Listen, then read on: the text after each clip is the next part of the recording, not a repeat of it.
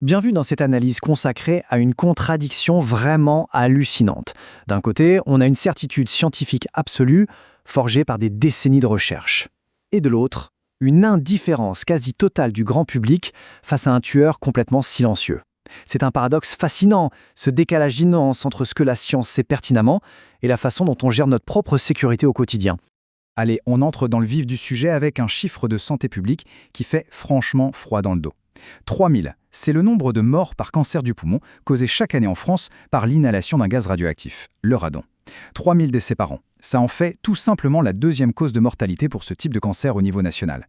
Et tenez-vous bien, c'est la toute première cause chez les non-fumeurs.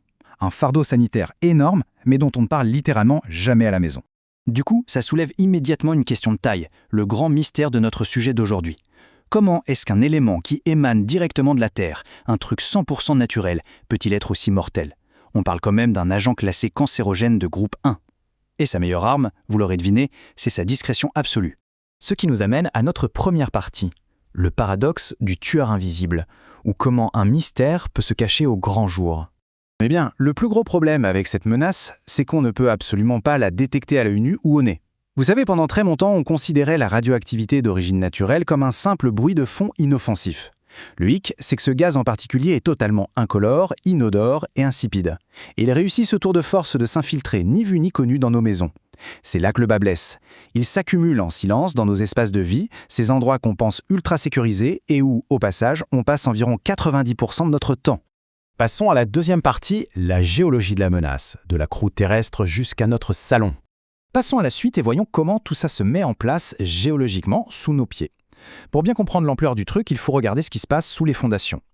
Tout commence par une réaction inévitable. L'uranium-238, qui est naturellement présent dans la croûte terrestre, va se désintégrer. En se désintégrant, il forme d'abord du radium-226 dans les roches et les sols, particulièrement dans le granit, et c'est ce fameux radium qui libère finalement le gaz radon-222. La particularité folle de ce gaz, c'est un gaz noble. Ça veut dire qu'il est hyper mobile et qui remonte très facilement à la surface en se faufilant à travers la porosité du sol. Sauf que voilà, dans sa remontée, ce gaz croise la route de nos activités humaines. Nos bâtiments, quand ils sont construits sur ces sols qui émettent beaucoup de radon, agissent en fait comme d'immenses cloches de confinement. Pire encore, à cause des différences de température et de pression, la maison va littéralement aspirer le gaz du sol. C'est ce qu'on appelle l'effet de cheminée ou la dépression du bâtiment. Le radon s'engouffre alors avec une efficacité redoutable par la moindre petite faille, une micro-fissure dans la fondation, des joints mal scellés ou les passages invisibles autour de la plomberie. Troisième partie, les mécanismes de la toxicité. Regardons de plus près ces fameux dommages microscopiques. Alors, une fois que ce gaz est coincé dans notre salon, comment est-ce qu'il s'attaque exactement à notre corps? Pour piger ça, il faut absolument parler du modèle linéaire sans seuil. C'est la base de la radioprotection moderne. En gros, ce modèle nous dit une chose très claire. Il n'y a aucune dose qu'on pourrait qualifier de sûre. Zéro. Le risque de développer un cancer augmente de façon totalement proportionnelle avec l'exposition cumulée. Donc, respirer de toutes petites quantités de radon de façon chronique, mois après mois dans sa propre maison, eh bien, ça représente un vrai risque pour la santé. Donc, le point crucial ici, c'est que le vrai coupable, au final, techniquement, ce n'est pas le gaz radon en lui-même. Non, la véritable attaque biologique vient de ce qu'on appelle ses descendants radioactifs immédiats, notamment le polonium-218 et le plomb-214. Ce sont des particules solides qui flottent dans l'air et qu'on aspire à chaque grande respiration. Une fois coincées au fond de nos bronches, ces particules agissent comme de petites bombes, libérant des rayonnements alpha à très haute énergie. Ce bombardement interne va littéralement briser les brins d'ADN de nos cellules pulmonaires. Ça crée un chaos complet qu'on appelle un phénotype mutateur et c'est exactement ça qui ouvre la voie à la tumeur. Mais attention, l'impact de cette toxicité prend des visages complètement différents selon votre profil. D'un côté, chez les personnes non fumeuses, le constat est sans appel. Le radon est la cause numéro 1 du cancer du poumon. C'est lui qui initie tout seul ces fameuses lésions de l'ADN.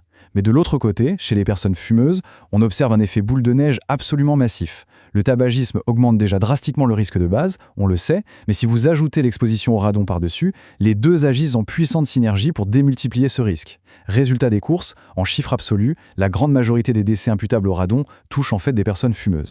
Quatrième partie, des mines aux habitations. Voyons ensemble comment on a obtenu la preuve épidémiologique. Face à une menace aussi furtive, on peut se demander comment la science a fini par découvrir le pot aux roses. Eh bien, ça a été très, très lent.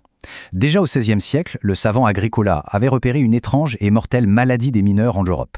Mais figurez-vous qu'il a fallu attendre les années 1950, avec d'énormes études sur les mineurs d'uranium, pour qu'on fasse enfin le lien direct avec le radon. Le vrai tournant, c'est 1988. L'Organisation mondiale de la santé classe officiellement ce gaz comme cancérogène certain, le fameux groupe 1. Ce qui a fini par pousser l'Europe, bien plus tard en 2013, à imposer des plans d'action nationaux via la directive Euratom. Mais le gros défi, ça a été de prouver que ce risque ne concernait pas que les mineurs de fond. Extrapoler les conditions extrêmes d'une mine à l'atmosphère tranquille du salon de Monsieur Tout-le-Monde, ça a soulevé énormément de scepticisme au départ. Pour y répondre et clore le débat, les scientifiques ont sorti l'artillerie lourde avec d'immenses analyses combinées. Les études européennes de Darbé et nord-américaines de Krusky, et le verdict est définitif. Le modèle proportionnel s'applique de manière certaine à nos maisons. Le danger est bien réel, même avec les faibles niveaux d'exposition qu'on trouve dans des habitations standards. Et comme nos yeux sont incapables de voir ce gaz, la quantification scientifique s'appuie sur une petite astuce de détection. Ce sont les fameux dosimètres passifs, fabriqués avec un polymère spécifique, le CR39. On pose ces petits boîtiers dans l'habitat et ils vont patiemment enregistrer les traces de rayonnement pendant plusieurs mois. C'est exactement cette durée qui permet de lisser toutes les variations temporelles du gaz et de fournir une mesure ultra fiable de ce qu'on respire vraiment. Ce qui nous amène à notre cinquième et dernière partie, l'aveuglement face au risque, l'apathie sociétale et le cadre réglementaire. Alors malgré un siècle de preuves moléculaires et épidémiologiques absolument béton, il reste un fossé énorme sur le terrain. Sur le plan purement législatif, la directive européenne Euratom a pourtant été très claire en fixant ce chiffre, 300 becquerels par mètre cube. C'est la limite, le niveau de référence national pour les concentrations d'air à l'intérieur. En gros, c'est le seuil d'action au-delà duquel on doit alerter et exiger des travaux de remédiation. Mais on le sait tous, avoir une règle au sommet, ce n'est pas magique. Dans la vraie vie, on se heurte à des murs. D'abord, l'invisibilité totale du truc fait que, logiquement, le public ne s'inquiète pas. Pas vu, pas pris. Ensuite, la réalité économique pique un peu. Faire des travaux lourds pour drainer un sous-sol, ça coûte cher. Ajouter à ça la galère absolue pour communiquer sur des risques qui sont probabilistes et qui n'arrivent qu'à très long terme, c'est pas gagné. Bref, sans des campagnes de sensibilisation hyper ciblées au niveau local, on reste un peu dans le flou. Et cela illustre brillamment l'un des points les plus ironiques, presque tragiques de toute cette histoire, c'est ce qu'on pourrait appeler le cheval de Troie de l'efficacité énergétique. Pour sauver la planète et faire des économies, on isole nos maisons pour les rendre de plus en plus étanches. Sur le papier, c'est top. Mais le danger inattendu débarque quand on améliore cette fameuse étanchéité sans installer une ventilation mécanique ultra performante. En faisant ça, on transforme par accident des maisons super écolo en véritables pièges à radon. La radiotoxicité s'accumule à l'intérieur, bien au chaud, emprisonnée par nos propres travaux d'isolation. Cette exploration aboutit donc à une réflexion finale un peu provocatrice, mais qu'il faut vraiment qu'on se pose. La quête acharnée d'une maison parfaitement isolée et économe en énergie a-t-elle, par inadvertance, enfermé une menace mortelle et totalement invisible directement dans nos salons ? Voilà de quoi nous faire tous réfléchir et surtout réévaluer très sérieusement ce qu'on définit vraiment comme un habitat sain. C'est un véritable défi pour nos futurs choix de construction qui va bien au-delà de notre simple facture de chauffage.